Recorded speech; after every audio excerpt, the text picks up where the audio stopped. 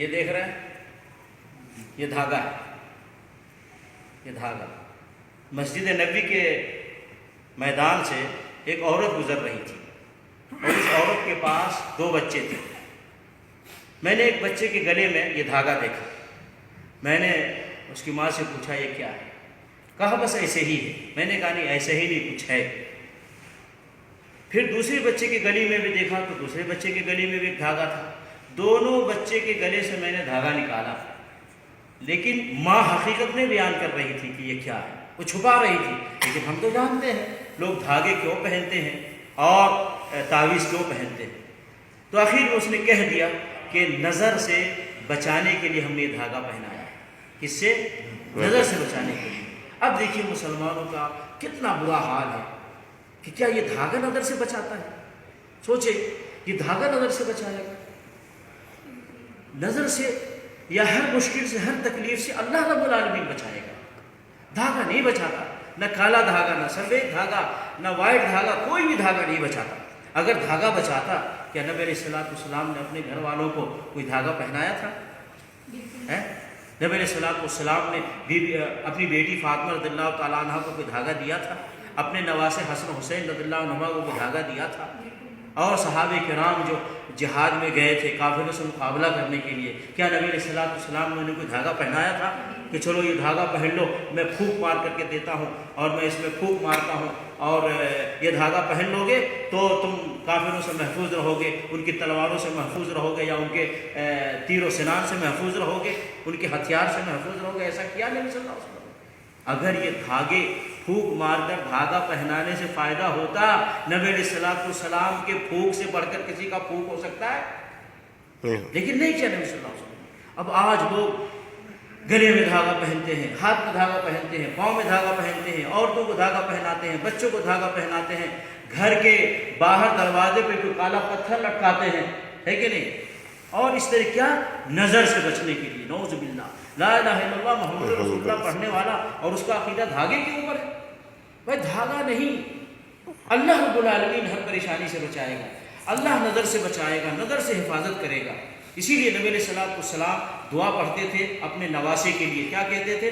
اعیذکما بکلمات اللہ التامۃ من کل شیطان وہامۃ من کل عین لامۃ۔ نبی صلی اللہ علیہ وسلم اپنے نواسوں کے لیے اس طرح کی دعا کرتے تھے تاکہ وہ نظر بد سے محفوظ رہے۔ ایسے ہی نبی علیہ السلام نے فرمایا جو صبح کو اور شام کو 3 مرتبہ یہ دعا پڑھ لے اس کو کوئی چیز تکلیف نہیں دے گی۔ بسم اللہ الذی لا یضر مع اسمہ شیء فی الارض ولا فی السماء وهو السمیع العلیم۔ یہ دعا سکھلایا نبی صلی اللہ علیہ وسلم نے، یہ نہیں کہا کہ دھاگے پہن لو اور اس پر پھونک مار کر کے اور دھاگوں سے تمہاری حفاظت ہو جائے گی۔ آج بہت سارے لوگ ملکوں میں اس طرح کے لوگ فراڈی گھوم رہے ہیں، بزرگ بن کر، اللہ والا بن کر، مفتی بن کے، مولوی بن کے، اور اس طرح کی حرکتیں کر رہے ہیں۔ اور ہمیں جیسا کہ بتایا گیا آپ لوگوں سے کہ لوگ 25,000 1 لاکھ روپے تک میں یہ دھاگے خریدتے ہیں، تعویذ خریدتے ہیں، لٹکاتے ہیں۔ تو جب لوگوں کا عقیدہ اس دھاگے کے اوپر ہو گیا تو یہ لٹیرے اپنی تجارت کی دکان کھول کر بیٹھ گئے، اب ان کے انکم کا ذریعہ بن گئے، اب ان کا کاروبار چلنے لگا۔ کیوں؟ ہمارا عقیدہ اس دھاگوں پہ ہو گیا تو پھر وہ لٹیرے لوگ دکان لے کر کے بیٹھ گئے۔ تو یہ ذہن میں رکھیں کہ دھاگا، اسلام میں دھاگے میں کوئی فائدہ نہیں ہے، چاہے اس پر پھونک مارا جائے یا بغیر پھونک مارے ہو، دھاگے سے کچھ نہیں ہوتا، بلکہ جو کچھ فائدہ ہے اللہ رب العالمین کے پاس۔ کوئی تکلیف اگر دور ہوگی اللہ رب العالمین کے حکم سے ہوگی۔ دیکھیے حذیفہ بن الیمان رضی اللہ تعالیٰ عنہ صحابی رسول صلی اللہ علیہ وسلم ہے، حدیث میں روایت ہے کہ انہ رأى رجلا، حذیفہ بن الیمان رضی اللہ تعالیٰ عنہ نے انہ رأى رجلا فی یدہ خیط من الحمى، ایک آدمی کے ہاتھ میں ایک خیط دھاگا دیکھا ہے اور کہا یہ کسی بیماری کی وجہ سے پہنا ہوا تھا۔ فقطعہ، صحابی رسول صلی اللہ علیہ وسلم کو کاٹ دیا اور یہ آیت پڑھی وما یؤمن اکثرهم باللہ الا وهم مشرکون، اللہ پر اکثر لوگ ایمان رکھ کر کے بھی شرک کرتے ہیں۔ تو صحابی رسول صلی اللہ علیہ وسلم نے ہمیں یہ سکھایا، یہ تعلیم دیا، دھاگوں سے کوئی فائدہ نہیں، دھاگا پہنانا نہیں چاہیے، اور بلکہ کوئی پہنا ہو تو اس کو کاٹ دینا چاہیے، کاٹنے سے ثواب ملے گا، اجر ملے گا۔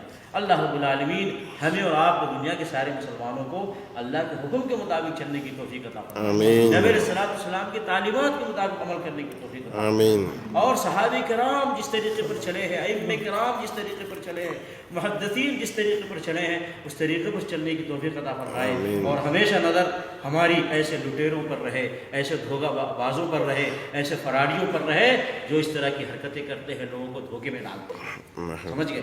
اور وہ لوگ بھی جو ایسا کام کرتے ہیں ان کو بھی نصیحت کریں کہ بابا یہ تم غلط کر رہے ہو، یہ اسلام نہیں ہے، یہ مسلمانوں کو اس راستے پہ مت چلاؤ، انہیں بھی نصیحت کرنے کی ضرورت ہے اور انہیں بھی تعلیم دینے کی ضرورت ہے۔ بہر کے اللہ تعالیٰ ہمارے اور آپ کے عقیدے کی اصلاح فرمائے، آمین، اور اللہ رب العالمین ہمیں اور آپ کو صحیح عقیدے پر زندہ رکھے، اور آمین، صحیح عقیدے پر اللہ تعالیٰ ہمیں اور آپ کو موت دے، آمین، یہاں تک کہ ہم اللہ رب العالمین کے پاس جب جائیں اللہ ہم سے اور آپ سے راضی رہے۔ آمین۔ آمین۔ صلی اللہ علیہ نبینا محمد وعلی آلہ وصحبہ اجمعین۔ السلام علیکم ورحمۃ اللہ وبرکاتہ۔ وعلیکم السلام۔